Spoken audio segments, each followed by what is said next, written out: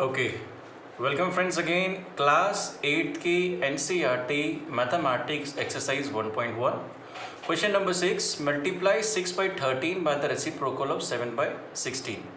6/13 को मल्टीप्लाई किससे करना है हम लोगों को? -7/16 के रेसिप्रोकल से।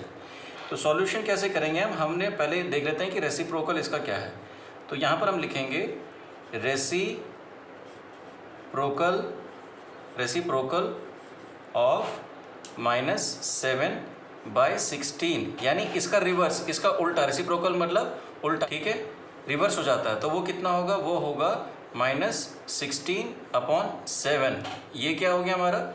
ये हमारा रेसिप्रोकल हो गया -7/16 का -16/7। चलिए, अब ये लोग कह रहे हैं कि मल्टीप्लाई 6/13, सो दैट मीन्स 6/13 को हमें मल्टीप्लाई किससे करना है? -7/16 के रेसिप्रोकल से। और रेसिप्रोकल -7/16 का क्या है? -16/7। तो इसको हम करेंगे -16/7, राइट। तो इसका मतलब क्या हुआ कि 16 से 16 इंटू -16 इंटू 6 या 6 इंटू -16 हम यहाँ पे करेंगे और 13 इंटू 7 हम करेंगे। तो 16 इंटू -6 कितना होगा यहाँ पे? -96। यहाँ पर जो आंसर आएगा दैट इज -96। और यहाँ पे नीचे यहाँ पर आएगा 13 इंटू 7, 7 3 ज़ा 21, जैसे मैंने भी बताया आपको 7 3 ज़ा 21 का 2 यहाँ गया, 7 ज़ा 7 9, 91। तो आंसर जो आपका दैट इज 96/91, लेकिन माइनस में -96/7। तो ये बहुत ही सिंपल था। चलिए अभी नेक्स्ट क्वेश्चन पर हम लोग बढ़ते हैं।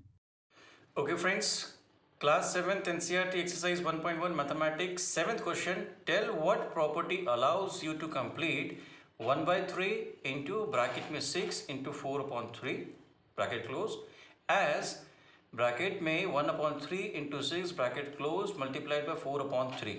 कौन सी प्रॉपर्टी अलाउ करती है हमें इस फॉर्म में ताकि ये बराबर हो? जैसे यहाँ पर कहा है कि कौन सी प्रॉपर्टी यहाँ पर हमें बतानी है एक्चुअली, राइट। तो इसका सॉल्यूशन क्या है? यहाँ पे 3 नंबर्स हैं, देखिए 1/3 एक नंबर है, 6 एक नंबर है, 4/3 एक नंबर है, राइट। तो हम क्या करेंगे? 1/3 को हम a एज्यूम कर लेते हैं, मल्टीप्लाइड बाय 6 को हम b एज्यूम कर लेते हैं और 4/3 को हम c एज्यूम कर लेते हैं, राइट। तो इसी को एज इट इज अगर हम लिखेंगे तो क्या होगा? जब a हमने 1/3 को लिखा था हम यहाँ पर a लिखेंगे, 6 को हमने b एज्यूम किया था तो उसको हम b करेंगे और c को हमने एज्यूम किया था 4/3 टू इंटू 4/3 नहीं लिखेंगे, यहाँ पर हम क्या लिखेंगे? यहाँ पर 4/3 को हमने c एज्यूम किया था तो यहाँ पर ये क्या हो गया? c, a into B into C bracket में। तो ये हमारी क्या है? This is known as associative property, associative property. तो आपने इसका आंसर बस ऐसे ही करना है, what property will allow you to complete. तो ये एसोसिएटिव प्रॉपर्टी है, राइट। ओके, अब हम बढ़ते हैं नेक्स्ट क्वेश्चन पर। अब हम बढ़ते हैं क्वेश्चन नंबर 8 पर। Is 8/9 the multiplicative inverse of -1/8? Why और वाई नॉट, उसका लॉजिक भी समझाना। चलिए अब पहले तो समझा दूँ आपको मल्टीप्लिकेटिव इनवर्स होता क्या है। जब दो नंबर्स को मल्टीप्लाई करके अगर उनका आंसर 1 आता है तो that is called multiplicative inverse. हम समझते हैं a into 1/a, let us से ये दो नंबर्स है, रेशनल नंबर, इनको मल्टीप्लाई जब नहीं करा तो इनका आंसर कितना आना चाहिए? इनका आंसर आना चाहिए 1। अब इस वाले क्वेश्चन में अगर को सॉल्व करें तो यहाँ पर क्या है? यहाँ पर हम लेते हैं 8/9 मल्टीप्लाई, अगर उसको हम करते हैं -1/8 से, कितना आता है पहले उसको हम लोग देखते हैं, ठीक। तो ये कितना आया? इज इक्वल टू 8/9 इंटू, अब ये क्या हो जाएगा? 1 8 ज़ा 8 प्लस 1 9, राइट। तो ये होगा -9/8।